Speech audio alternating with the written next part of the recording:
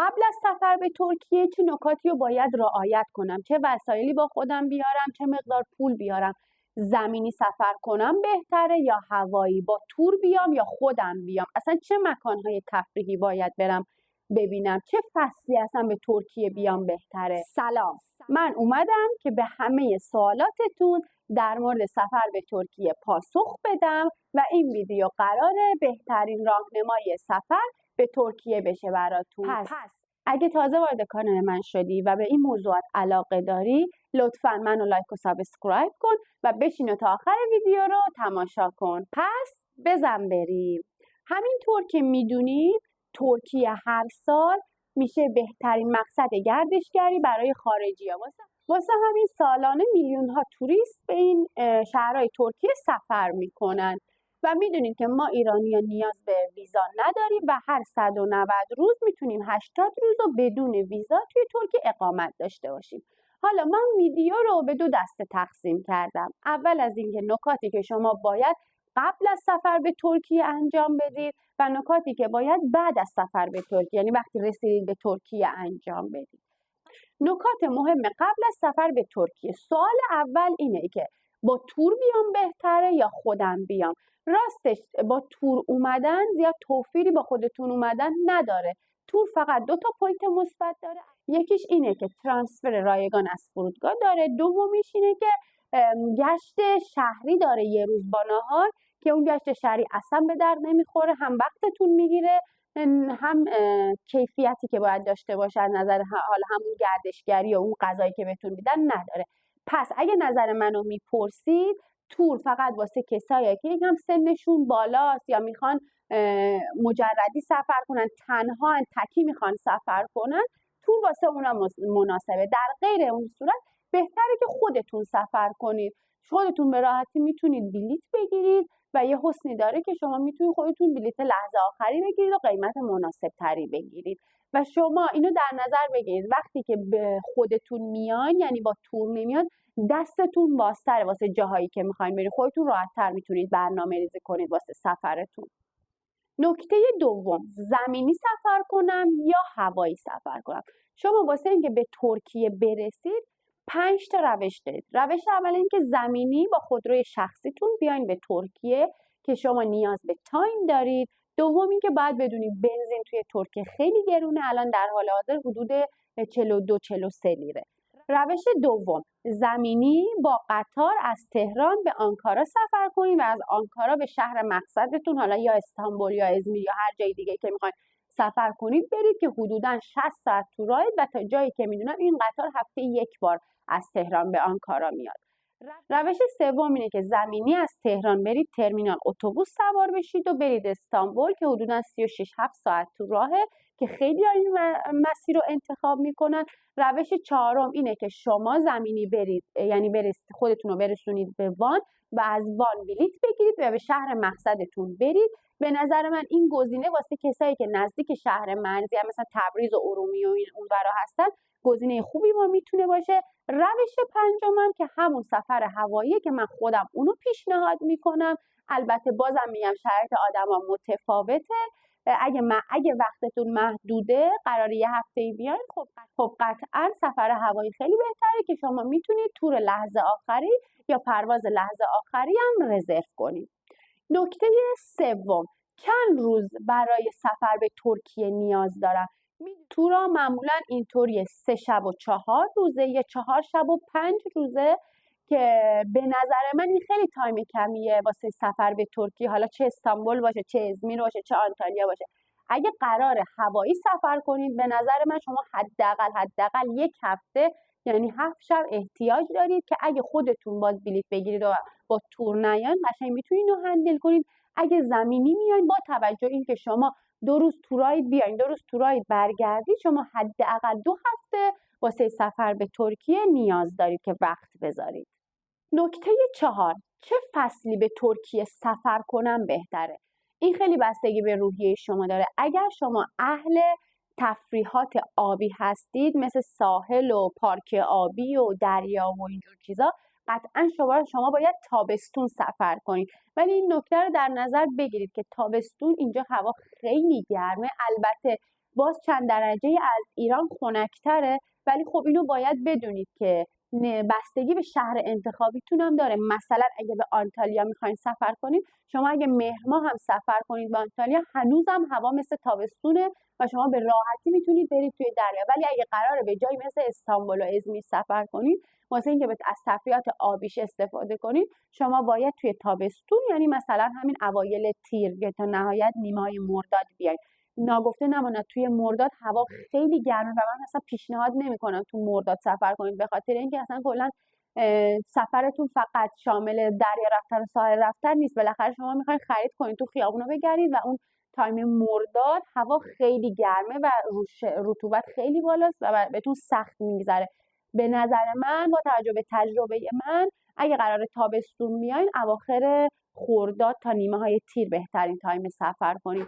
اگر که شما براتون سفر یعنی تفریحات دریایی مهم نیست و بیشتر به قصد پاساژگردی و خرید دارید میاید، حتما لازم نیست که شما توی فصل گرما سفر کنید. میتونید تو فصل زمستون بیاید، یا اصلا نه، فصل زمستون هم لازم نیست. بهترین تایم اون میتونه اواخر فروردین و اردیبهشت باشه که هوا هنوز یعنی سرماش دیگه از بین رفته و اونقدر هنوز گرم نشده، ولی اون تایم نمیتونید تفریحات آبی داشته باشید چون هنوز اونقدر هوا گرم نیستش ولی واسه یه رفت آمد توی خیابون راحت تره. پس این بستگی به روحیه شما داره. اگه فصل سرما میایین، تفریحاتتون میشه رفتن به پاساژ و مرکز خریدای سربسته و موزه ها و جاهای تاریخی. اگه فصل گرما میایین، تفریحاتتون میشه ساحل و پارک آبی و فستیوال های تابستونه و مثلا اگه بیاین ازمیر توی تابستون یا فستیوال رنگ، آبجو، قهوه، شکلات، اینجور تفریحات رو میتونید داشته باشید.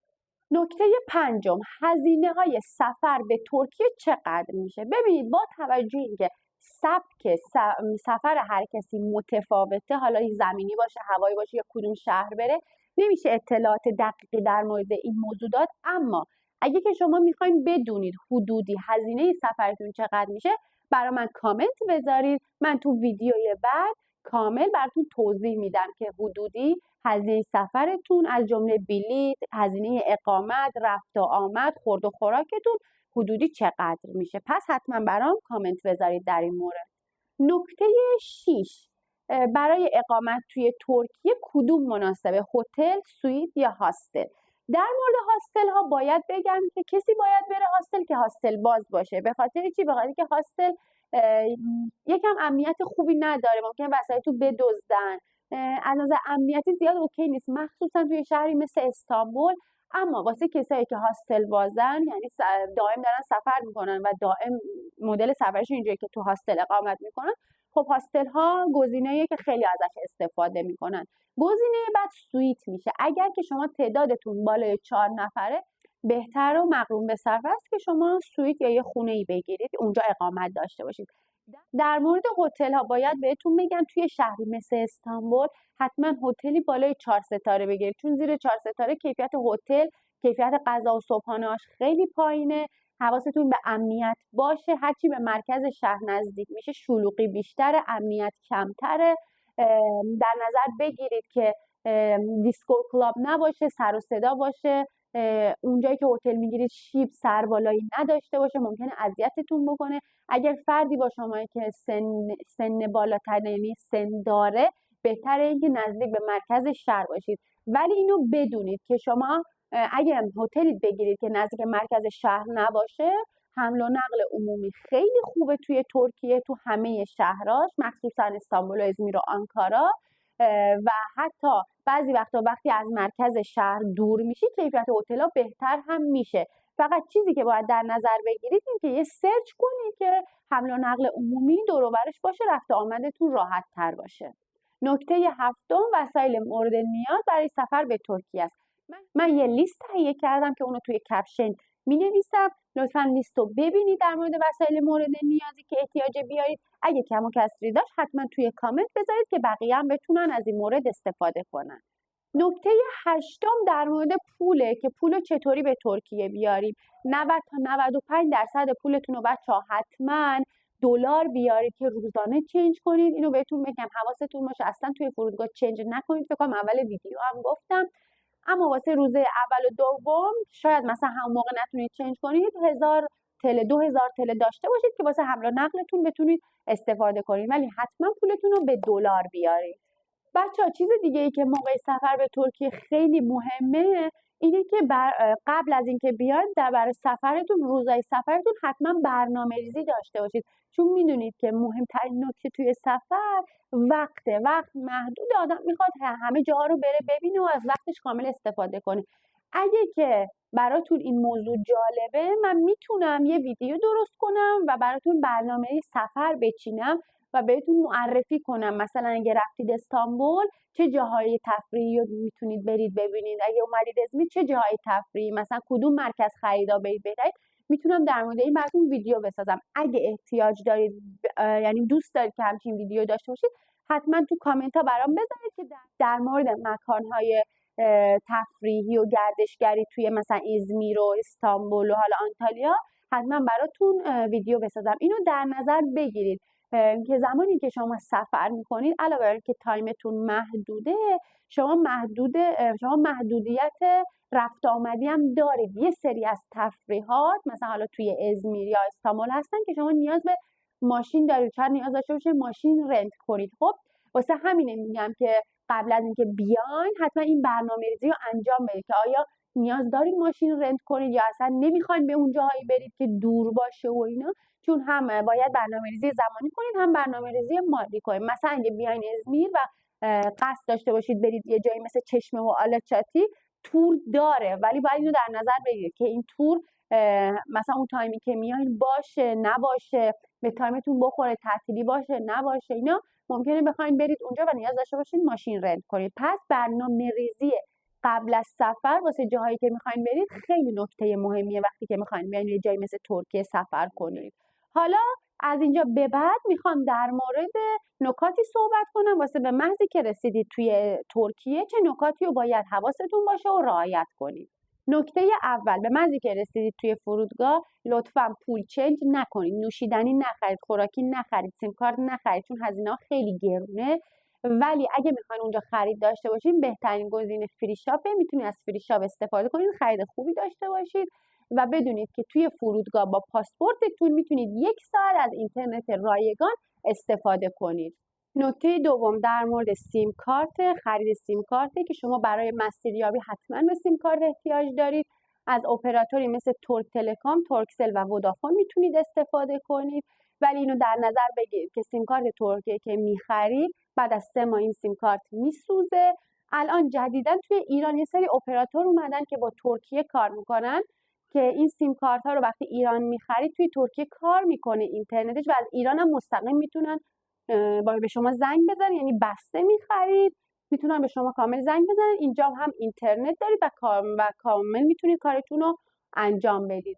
پیشنهاد خود من اینه به جای خرید سیم کارت توی ترکیه چون 3 ماه بعد میسوزه، از خود ایران یا رومینگ بخرید یا اینکه از همون سیم کارت هایی که میگم مخصوص ترکیه است بخرید و استفاده، چون اونا نمیسوزه، اونا رو میتونید شارژ بکنید، مثلا بعد یه سفر دیگه داشتید میتونید دوباره ازش استفاده بکنید. نکته سوم خرید کارت برای حمل و نقل عمومیه که اگه استانبول هستید باید استانبول کارت بگیرید، ازمیر کارت بگیرید، هر شهری کارت خودشو داره که توی ایستگاه‌های مترو یا همون تراموا و مترو باس ها میتونید از اونجا این کارت رو بخرید و واسه حمل و نقلتون استفاده کنید. نکته جالب در مورد شهر ازمیر اینه که شما زمانی که یک کارت میزنید 20 لیره ازتون کم میکنه تا 120 دقیقه رایگان هر ترانسفری که داشته باشید میتونید استفاده کنید، یعنی اگه بار دوم توی 120 دقیقه بزنید دیگه پول ازتون کم نمیکنه. این کارو شهرداری ازمیر فقط انجام میده و خیلی به صرف است، توی حمل و نقل قشنگ هزینه‌هاتون رو میاره پایین. نکته چهارم در مورد تاکسی هاست، تا جایی که میتونید از تاکسی استفاده نکنید. چرا؟ چون که اگه بدونن خارجی کلاهبرداری میکنن، دوم اینکه چون یه شهری مثلا مثل استانبول یه شهر پرترافیکیه وقتتون خیلی گرفته میشه وقتی از تاکسی استفاده میکنید. اگر هم میخواین از تاکسی استفاده کنید لطفاً اصلا هیچ مبلغی رو با راننده طی نکنید، فقط ازش بخواید به محضی که میشینید تاکسی شمارش رو روشن کنه و حتما مسیریابی خودتون استفاده کنید و بهش بگید از این مسیر بره که الکی شما رو نچرخونه. نکته ششم حتما اپلیکیشن های ضروری رو داشته باشید مثل گوگل مپ، گوگل ترنسلیت، اوبر، موویت و اینو بدونید که توی ترکیه زیاد رو زبان انگلیسی حساب باز نکنید و گوگل ترنسلیت خیلی به کارتون میاد. موویت هم از گوگل مپ توی ترکیه بهتر کار میکنه. مقصدتون رو که بزنید کامل بهتون میگه که از اینجا میتونید این شماره رو سوار بشید، 10 دقیقه بعد پیاده روی کنید، بعد برید این مترو رو سوار بشید. کامل متوجه میشید که چطوری باید از این مسیرها استفاده کنید که به مقصدتون برسید. نکته 7، اگه خرید سوپرمارکتی دارید بهتر از فروشگاه‌های دولتی مثل بیم و آیوزبی رو شوک استفاده کنید، چون اینا قیمت مناسب تری دارن و شوک روزای چهارشنبه، آیوزبی روزای پنجشنبه و بیم روزای سه‌شنبه و جمعه هم تخفیف داره، یعنی قیمتشون ارزون تر از بقیه روزاست. نکته 8، اگه اهل کلاب رفتنی حواستون باشه که ازتون کلاهبرداری نشه توی کلابا. یه ویدیو من در مورد کلاهبرداری ساختم، لینکشو میذارم، اگه اونو ندیدید برید ببینید. تمام کلاهبرداری‌ها رو توضیح دادم که لازم حتما ببینید، خیلی به دردتون میخوره. اگه که جایی رستورانی میرید منو نداره، اصلا غذا سفارش ندارید، دلا پنا باهاتون حساب میکنن. اگر که منو بهتون میدم قیمت نداره، قیمت رو بپرسید. اگه قیمت رو اصلا غذا سفارش ندید، اصلا تعارف یا رو درواسی نکنید، چون این ازتون کلاهبرداری میشه. یهو میبینید یه غذای مثلا 500 لیری 2500 لیر ازتون پول میگیرن، یعنی جدی میگم کاملا اتفاق میفته. پس واسه همین حواستون باشه موقع غذا خوردن. بهتر از فودکورت ها استفاده کنید و از برندها استفاده، یعنی برید برندهایی که میشناسید مثل مکدونالد و اینجور جاها استفاده کنید که سرتون کلا گذاشته نشه. نکته 9، برای خرید از جای توریستی، بازارهای توریستی خرید نکنید، از برندها خرید کنید. برندها معمولا قیمتشون همه یه شکله و بهتره که آتلت برید. آتلت ها قیمتشون مناسب تره، کافی یه سرچ کنید تو منطقه‌ای که هستید، کاملا آتلت رو بهتون نشون میده و میتونید خرید کنید.